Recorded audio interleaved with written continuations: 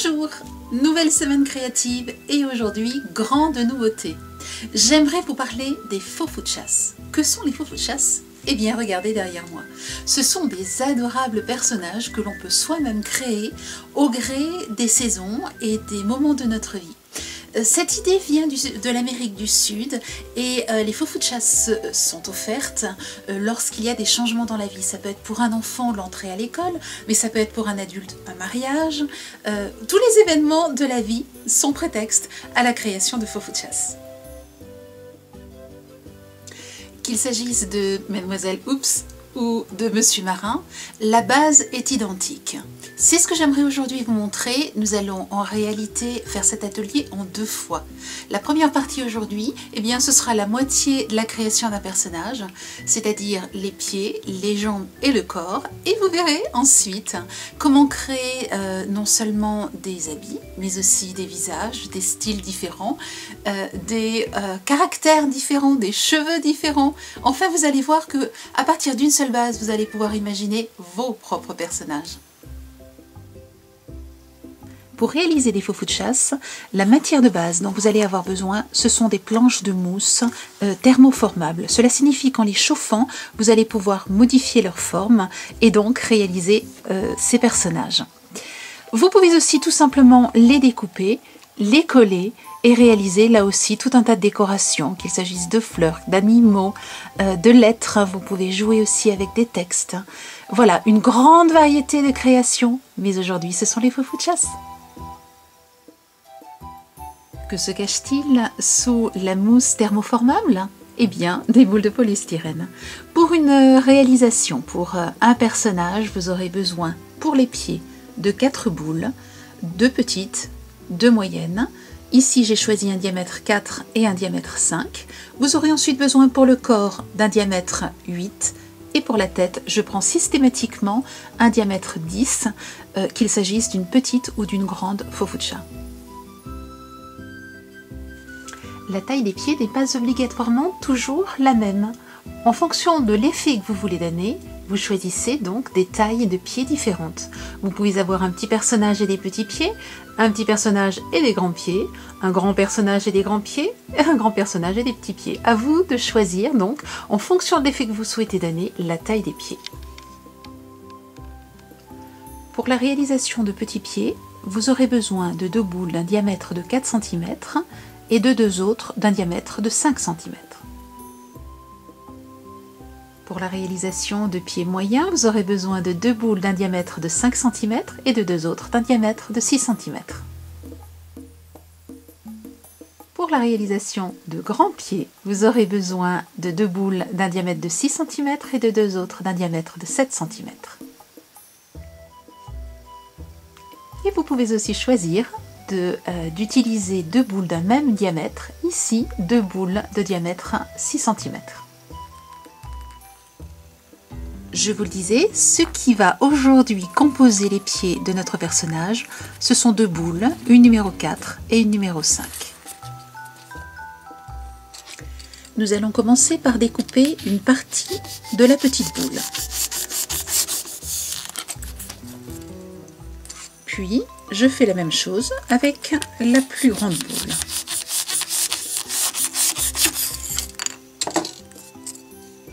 Une fois que ces 2 découpes sont faites, je vais associer les 2 boules entre elles et les coller. Vous allez voir que la colle que nous utilisons tout au long de cette création, et pour les faux fous de chasse, c'est de la colle chaude, c'est-à-dire de la colle en pistolet.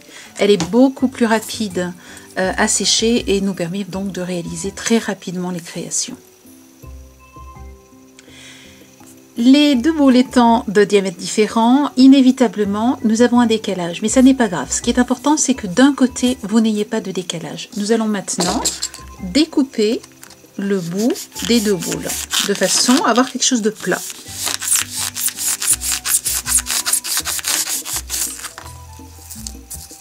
Et voilà. Je fais la même chose avec les 2 autres boules. Et vous voyez, voilà, j'obtiens déjà les 2 pieds de mon personnage. Il nous faut maintenant choisir 2 couleurs. La couleur des chaussettes, c'est la première que nous allons placer, puis sur les chaussettes, nous placerons les chaussures.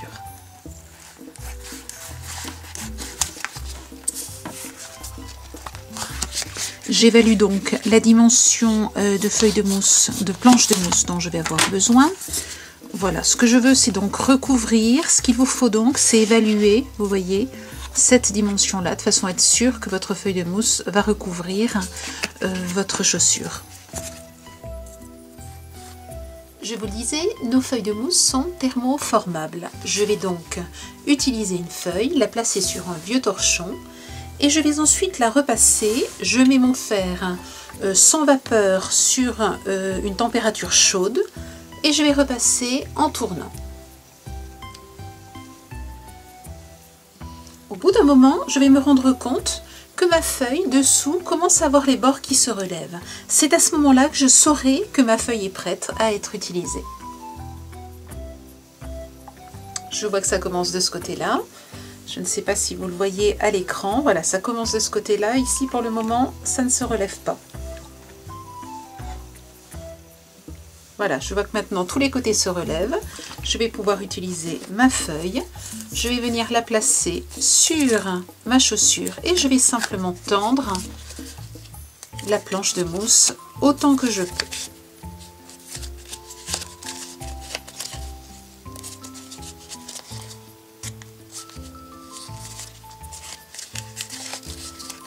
Elle refroidit très très vite, alors elle n'est pas brûlante hein, quand vous la prenez dans les mains. Lorsqu'elle est chaude, elle n'est pas brûlante, vous ne vous brûlez pas. Voilà, et je vais attendre quelques secondes, le temps qu'elle refroidisse, de façon à ce qu'elle ne se rétracte pas.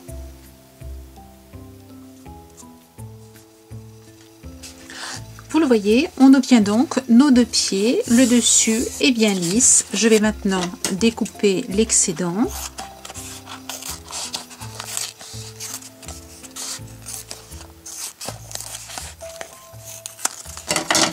Et je vais coller l'intérieur donc de la chaussure.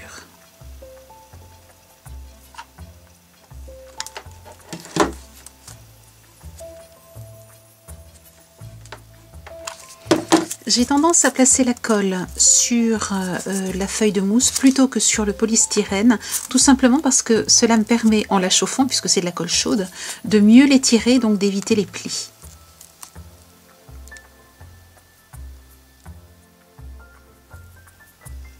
Maintenez bien votre chaussure en attendant que la colle soit parfaitement sèche. Voilà, vos deux petites coques de chaussures sont terminées. Nous allons maintenant découper l'excédent de façon à avoir quelque chose de bien lisse.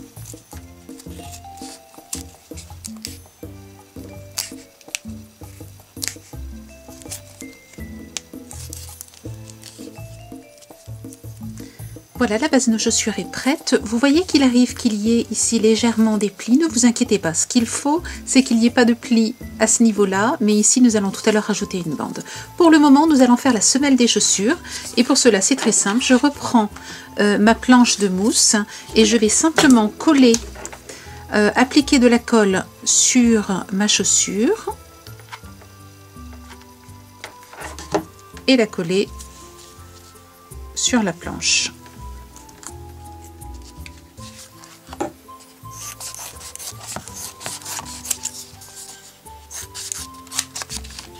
Je vais maintenant tout simplement découper le contour de la chaussure et j'ai ainsi une jolie semelle.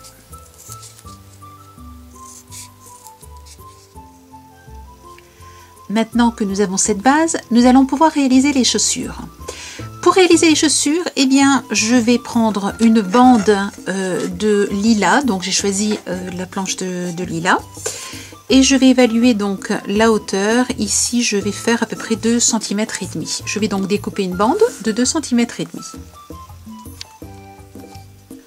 Le but est maintenant de placer cette bande sur tout le tour de ma chaussure. Mais vous voyez que si je la place telle qu'elle, elle ne va pas épouser la forme.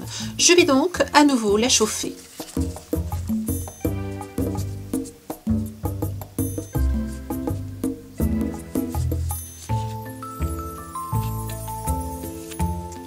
Je ne vais pas essayer autant que tout à l'heure de l'étirer, mais simplement de lui donner la forme de façon à ce qu'elle épouse bien, vous voyez, la forme du pied. Une fois que vous avez formé votre chaussure, eh bien, vous imaginez la suite, il ne reste plus qu'à la coller.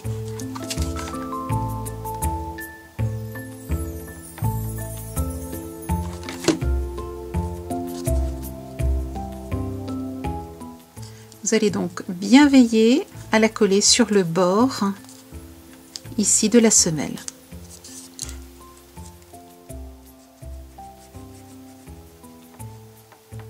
Ne mettez pas trop de colle, sinon elle risque de dépasser. Et vous continuez donc en tendant bien et en collant sur le bord.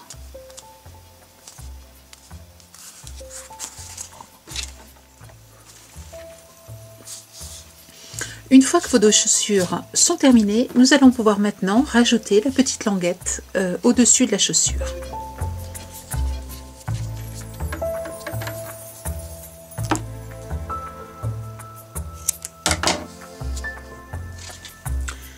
Nous allons maintenant réaliser les pieds. Pour cela, vous allez simplement utiliser des baguettes de broche, vous savez, pour les barbecues, que vous trouverez donc au supermarché. Nous allons planter donc à peu près au milieu ici une baguette, de façon à situer le pied, et l'autre dans l'autre sens. Je vous conseille, tiens, je vous donne un petit conseil, plantez très légèrement biais. Je vais exagérer, hein, mais plantez très légèrement en biais. Pourquoi? Parce qu'en créant, vous allez voir que votre poupée a tendance à aller vers l'arrière. Hein. Donc si les jambes, si elle est légèrement penchée en avant, vous aurez un très bon équilibre. Vous pouvez aussi la coller ensuite sur un socle, ce qui fait que là, il n'y aura aucun souci. Elle tiendra parfaitement bien. Voilà. Une fois que ceci est fait, nous avons donc bien les trous. Nous allons maintenant réaliser la suite.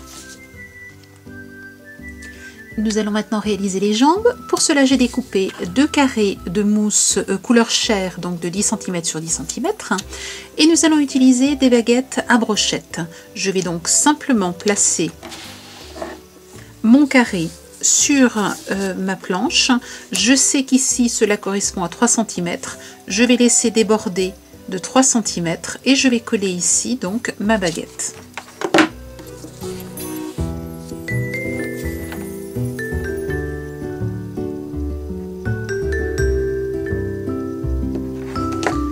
Commencez simplement par fixer votre baguette.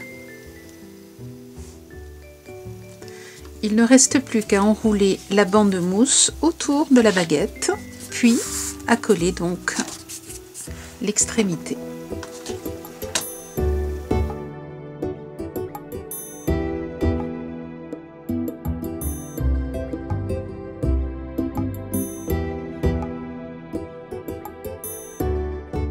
Voilà, nous avons donc nos 2 jambes. Ce que nous voulons maintenant, c'est réaliser les chaussettes. Nous allons donc évaluer la hauteur des chaussettes que nous souhaitons réaliser.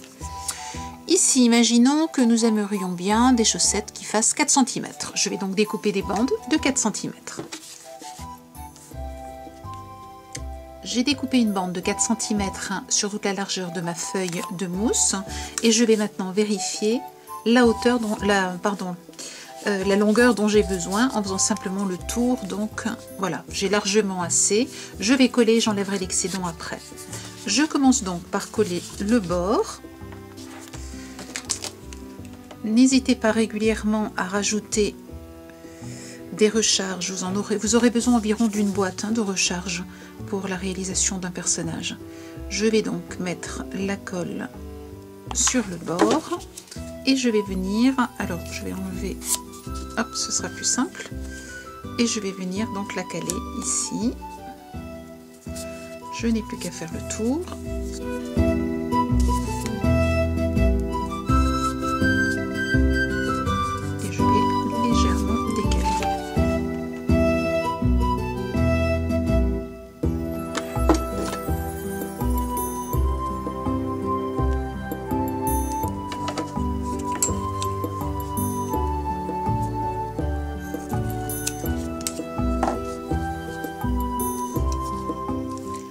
Voici donc mes 2 jambes avec les chaussettes qui dépassent. Juste un petit truc, si vous avez envie de réaliser un rebord à votre chaussette, et bien c'est tout simple.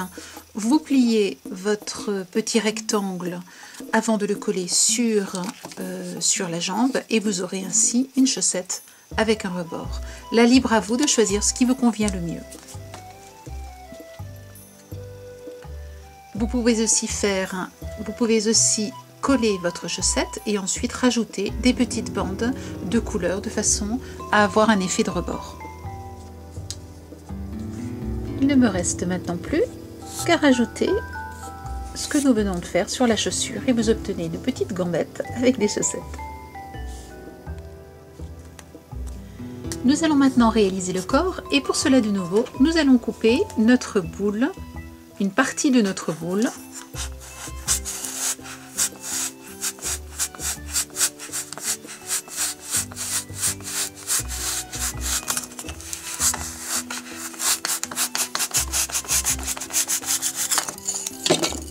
Voilà, de façon à obtenir une partie arrondie et une partie plate. J'ai découpé un carré de mousse blanc et nous allons maintenant réaliser les dessous de notre personnage. Pour cela, nous allons de nouveau couvrir donc cette demi-boule. Alors attention, vous ne voulez pas couvrir cette partie, vous voulez couvrir cette partie, hein, celle-ci. Nous allons donc à nouveau chauffer notre mousse de façon à ce qu'elle puisse prendre la forme de notre boule. J'attends que les bords se relèvent et cela m'indiquera que ma planche est prête à être formée sur ma boule. Ah, ça commence ici.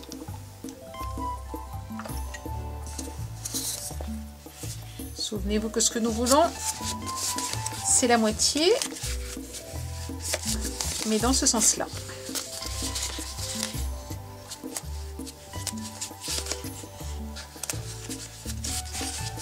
J'essaie autant que faire se peut de ne pas avoir trop de plis.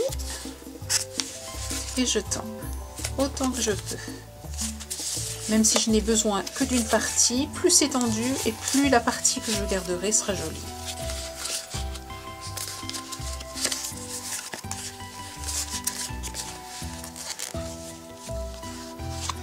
Comme tout à l'heure pour le pied, je vais commencer par enlever l'excédent de mousse, ce qui m'aidera à coller plus facilement donc les petits dessous de notre personnage. Voilà, vous voyez, c'est cette partie-ci que nous voulons garder. Nous allons donc coller à peu près sur cette partie-ci.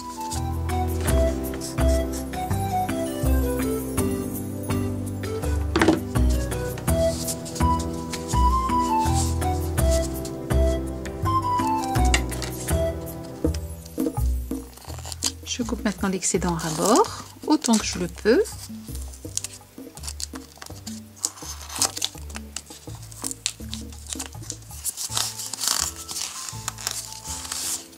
Voilà.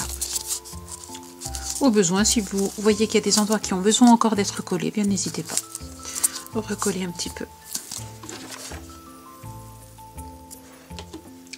Nous avons terminé le dessous, nous allons maintenant rajouter le corps. Alors vous allez utiliser un patron pour réaliser le corps, mais par contre, selon l'endroit où vous aurez coupé ici votre boule, le patron sera plus ou moins adapté. Donc il vous faut vérifier simplement, une fois que vous avez découpé, il vous faut vérifier comment bien tendre votre corps au-dessus donc des dessous. Vous voyez, vous devez vraiment avoir quelque chose qui tend ici et ensuite vérifiez ici que vous avez un diamètre suffisant pour pouvoir ensuite ajouter la boule et qu'elle puisse tenir. Ce que je vous conseille alors de faire, c'est ce que j'ai fait ici, c'est de marquer avec un crayon à papier les deux endroits où coller vos deux parties donc du corps. Une fois que cela est fait, eh bien, vous en collez le corps.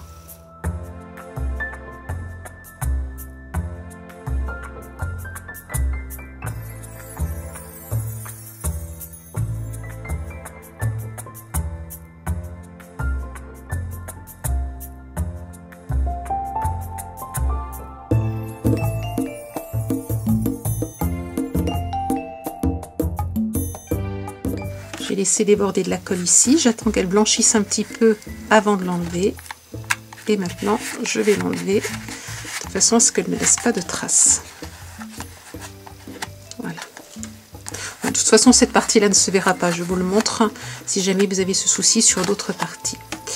Il ne reste plus qu'à améliorer, vous voyez, ces petits points-là en les découpant. Et nous allons pouvoir maintenant rentrer donc le corps. Voilà, je vais donc mettre de la colle et je commence par le dos.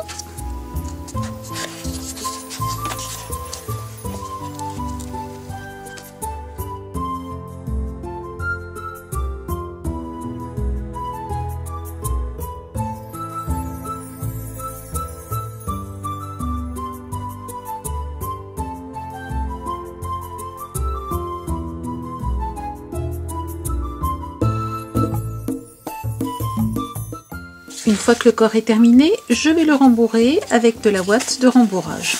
C'est ce que l'on utilise par exemple pour réaliser les poupées en tissu. Donc voilà, vous allez simplement bien le remplir de façon à ce qu'il ait une bonne tenue ensuite. Je vais maintenant laisser à peu près 5 cm et couper mes deux jambes à la même longueur. Je vais maintenant évaluer la position des jambes de façon à ce qu'elles se tiennent bien.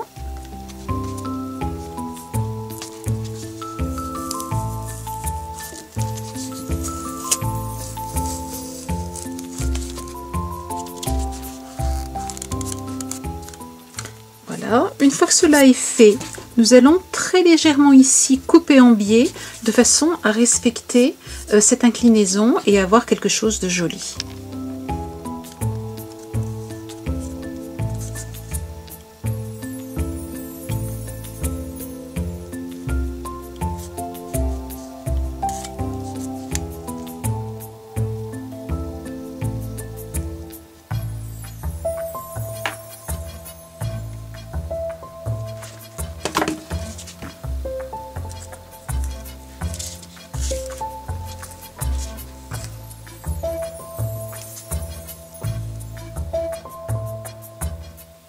Fin de la première partie, nous avons maintenant fait la moitié du chemin. Vous savez réaliser un pied, une chaussure, des chaussettes, une jambe et un corps.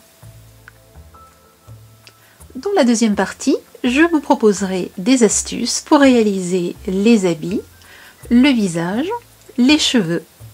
Je vous souhaite une belle semaine créative et à très bientôt.